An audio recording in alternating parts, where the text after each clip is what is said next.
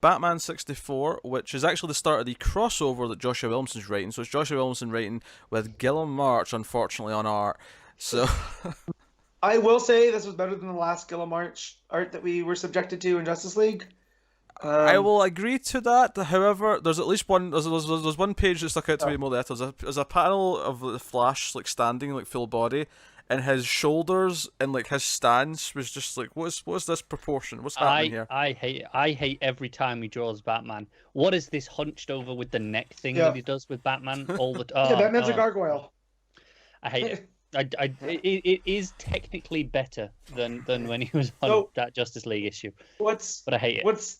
What's weird about this is like we know that Williamson and King are working together a lot. Like they're two of these modern architects of the DCU, and it just feels to me like he's understanding emotion on a different level than King right now with this story, because I'm getting more out of this crossover from Fallout, from Heroes in Crisis, than I am in Heroes in Crisis, you know, and I want to chalk that up that it's Williamson and not King. Well, I mean, you've got the Flash angle to base this on as well, so you do have some. That too. Yeah, that too. I just to give it the worst art issue at the moment, so I can get out of the way, is the double page spread with the Flash Museum. Mm-hmm. Yeah. Wally's leg that's running forward. The big statue.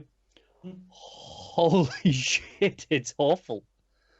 Like, I don't understand how you get that bad for a statue. It's a really big thigh. It's huge. It's a really big thigh. Yeah, I don't even know what to say other than that. What's going on with his chest? Like, his shoulder? Like, what? None of it makes any sense to me.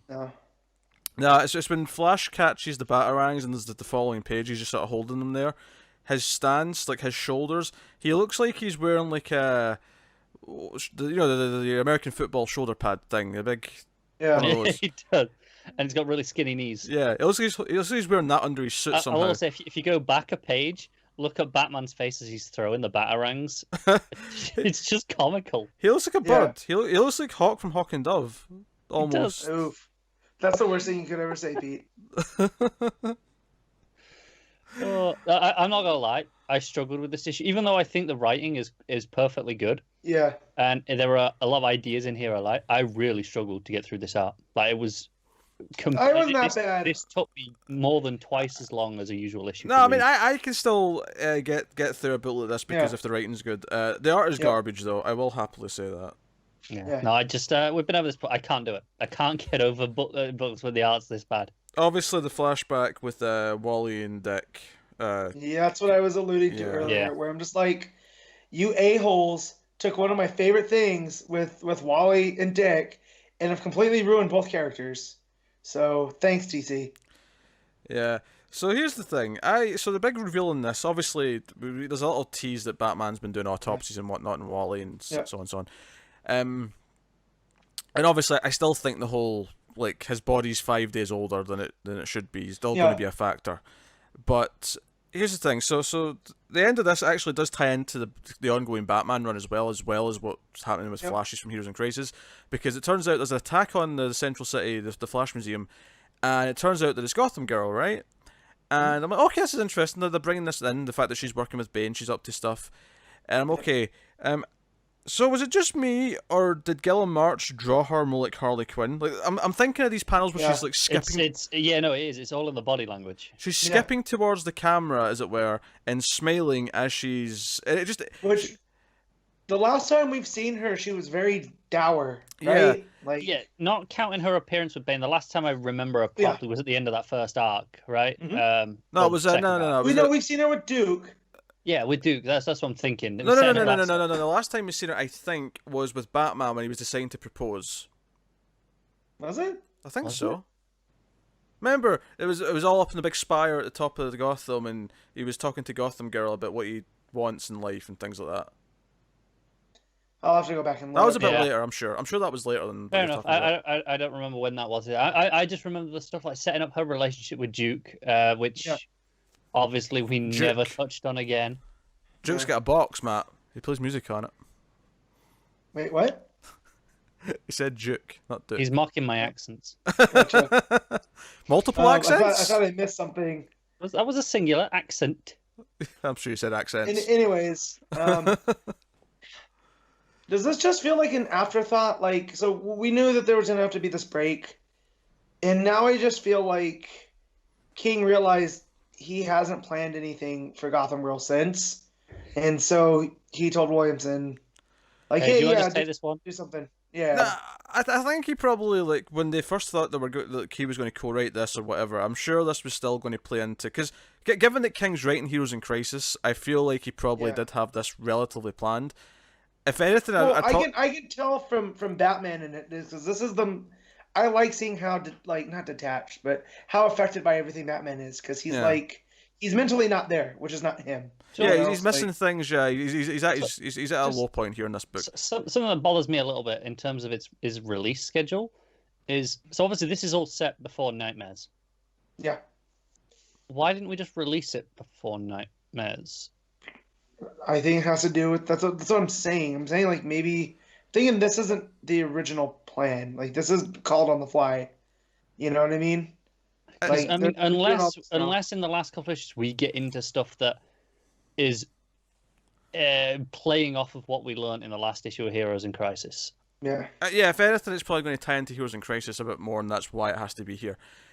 So I don't think it's necessarily something on the fly. I feel like this is probably the plan. I don't think the plan was for Williamson to write this all himself. No. I think King was originally supposed to write some of it, but instead, this is what they're doing. I feel like this is what the plan was for Gotham Girl. I think, and this is mainly the art, this does not match any way that Gotham Girls has ever presented herself, ever. Like, it doesn't feel like her demeanor. It doesn't feel how she talks. It doesn't feel how she... I think it's in the writing as well, to be fair. Like, that panel at the end where she's skipping in, it's like, oh, the Flash is involved now.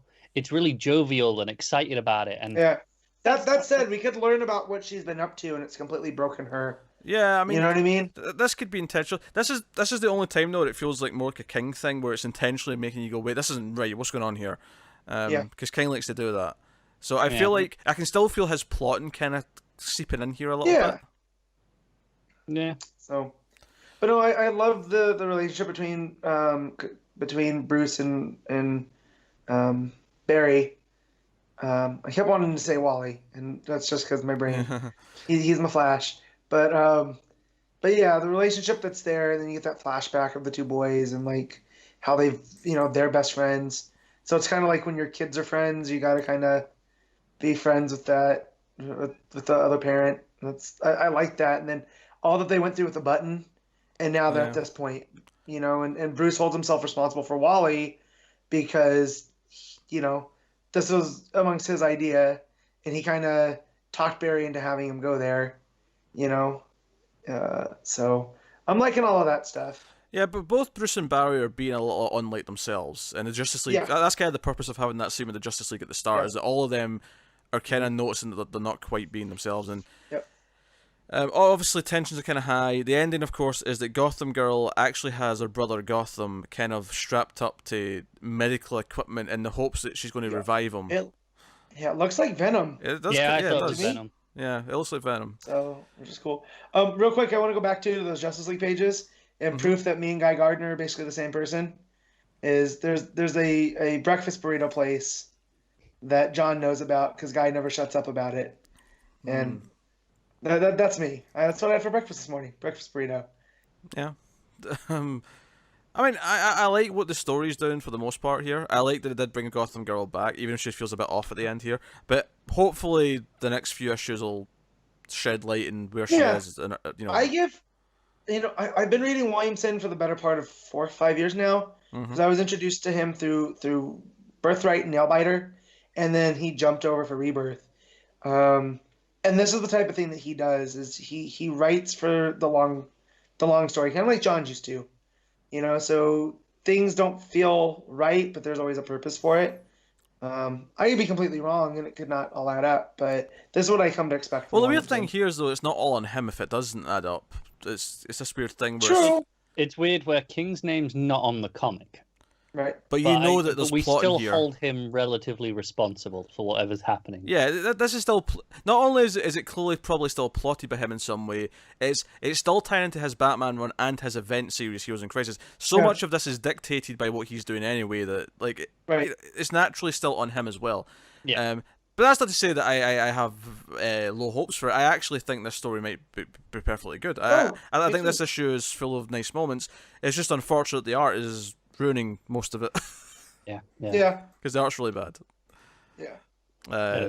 Gilliam March's proportions are all over the place. Faces are... And it's saying a lot that, like Matt said, this is the better Gilliam March that we've seen recently. Yeah.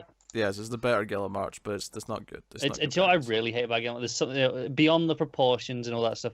It's the ridiculously heavy crosshatch shading, and all the crazy ink lines that I feel like he might do his own inks. I don't know, or if he has this, if it's a ink pairing that he always has with him, but it's really bad. Yeah. He does his own inks, so it's fine. Okay. I can blame him. All right, we're rating Batman then. Matt, what are you giving it? So I enjoyed the story, but like you guys are in the art, so I'm gonna give it a 7. All right, Connor. I can't go higher than a 5 when I struggled to read it this much with the art. Even though I like a lot of the ideas and stuff that's in there. Yeah, I like the story. Gotham Girl feeling off though, personality-wise at the end, which might be fine once we get like more of a idea of where she's been. But she did feel like Harley Quinn more than she did Gotham Girl.